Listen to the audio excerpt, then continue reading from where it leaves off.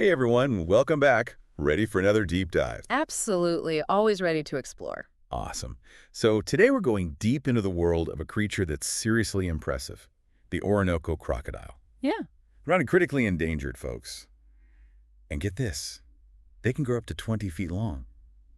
That's like longer than most cars. Yeah. It's mind-blowing, isn't it? Totally. I was reading this essay about them and I just kept thinking about how could something that big even exist? It's a testament to the power of nature, that's for It sure. really is. So today's mission is to figure out why this incredible reptile is so important, why it's on the brink of disappearing, and what people are doing to try and save it. Sounds good to me. Perfect. Well, maybe we should start with the basics. Paint a picture for our listeners of what makes the Orinoco crocodile so unique. Okay, so imagine a creature that's not only massive, I mean, most adults are like 13 to 16 feet long, but some get even bigger, as we said, but they're also incredibly well adapted to their environment. In what way? Well, they've got this slender body, perfect for navigating the waters of the Orinoco River Basin in South America. And their snout is long and narrow with these interlocking teeth. Yeah, I was looking at pictures earlier. Those teeth are no joke. They're not messing around. And then there's their skin. It's this amazing olive gray color that helps them blend in perfectly with the murky river water. So they're like masters of disguise. Pretty much. But here's the thing that surprised me. Despite being such a formidable predator, they're actually kind of shy. Really? That's not what I was expecting. I know, right? You'd think a creature that big would be like king of the jungle. Chocolate. But they actually prefer to keep to themselves in the freshwater rivers and streams and lagoons of the Orinoco Basin. Interesting. I wonder why that is. Well, a few things could be at play there. One is that their habitat, with all those murky waters and thick vegetation, really favors ambush predators. Ah, so their camouflage is key to their hunting style. Absolutely. They can just lie in wait, perfectly still, and then bam. When some unsuspecting prey wanders by, it's game over. Wow, that's incredible. Yeah, it's a pretty effective strategy. And another thing that might contribute to their reclusive nature is their size. I mean, on land, they're not exactly the most agile creatures. That makes sense. So it's like they've carved out this niche for themselves where they can thrive in the water, which brings us to their importance in the ecosystem. Right. The essay emphasized that a lot. It's not just about their size and hunting skills. It's about their role in keeping the whole system balanced. Exactly. They're what we call an apex predator, meaning they sit right at the top of the food chain.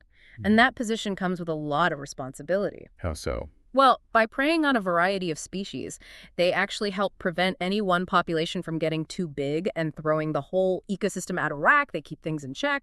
Like a natural population control system. Precisely. And it's not just about the prey they eat either. Orinoco crocodiles also dig these big nests in the riverbanks, and that actually helps aerate the soil. Oh, wow. So they're like ecosystem engineers. In a way, yeah. And as they move through the water, they distribute nutrients, which benefits the whole surrounding environment. It's amazing how one creature can have such a ripple effect. But then, it's kind of heartbreaking when you think about all the threats they're up against. It really is. And unfortunately, a lot of it comes down to us humans. We're the main reason they're in such trouble. Yeah, the essay was pretty straightforward about that. It didn't hold back at all. Yeah, there's no sugarcoating it. Especially in the 20th century, things got really bad for them. What happened? Their skin became highly valuable for things like fancy handbags and shoes. Oh, no. Seriously. Yeah, people were hunting them like crazy just for their hides. It's hard to believe, isn't it, that something so magnificent could be reduced to a fashion accessory. It's awful. It really is. Thankfully, large-scale commercial hunting has mostly been stopped, but illegal poaching still continues. It's an ongoing battle to keep them safe. And on top of that, they're losing their homes. Right. Deforestation is a huge problem. People clearing land for agriculture, for development. It all disrupts the delicate balance of the river systems. The water flow changes, temperatures rise, and the crocodiles lose essential parts of their habitat. Like a domino effect, isn't it? It really is. And then you add things like dam construction, which fragments their environment, making it harder for them to move around and find mates. It all adds up. It's just one thing after another.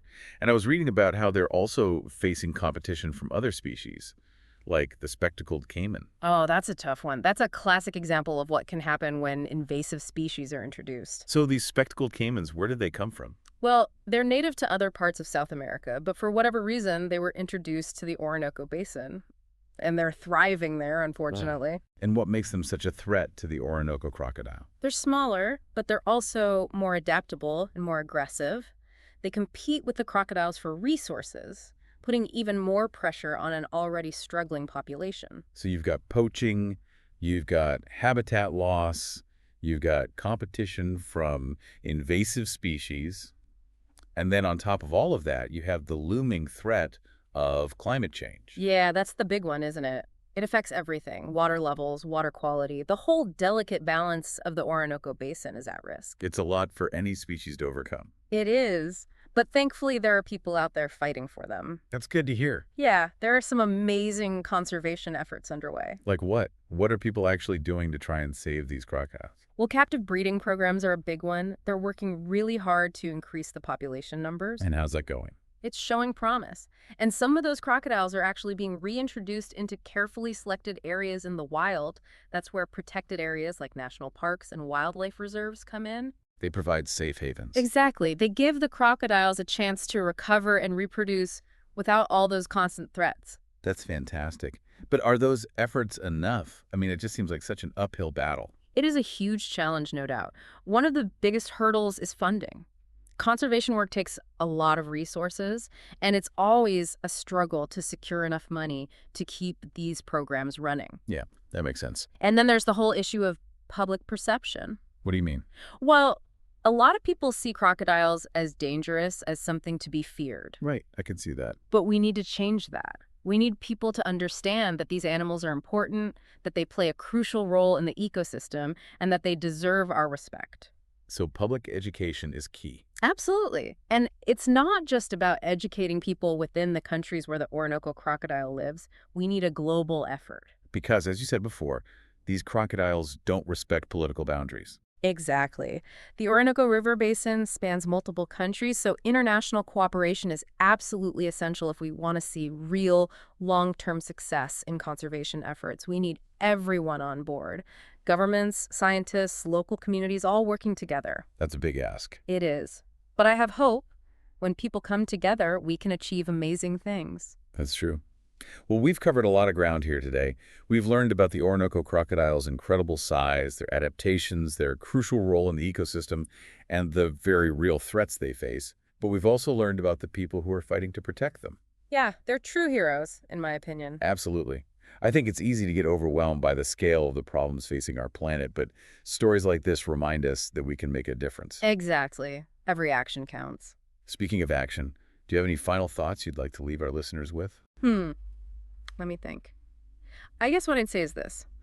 Knowing what you now know about the Orinoco crocodile, about the threats facing them and ecosystems all around the world, what small changes can you make in your own life to lessen your impact? That's a great question. It might feel like a drop in the bucket, but everything adds up. Support sustainable practices, reduce your consumption, speak up for conservation efforts. Those things matter. They do, and if everyone made a small effort, think about the collective impact that could have. Exactly. Well, on that note, thanks to everyone for joining us on this deep dive into the world of the Orinoco crocodile. And until next time, keep exploring and stay curious. See y'all next time.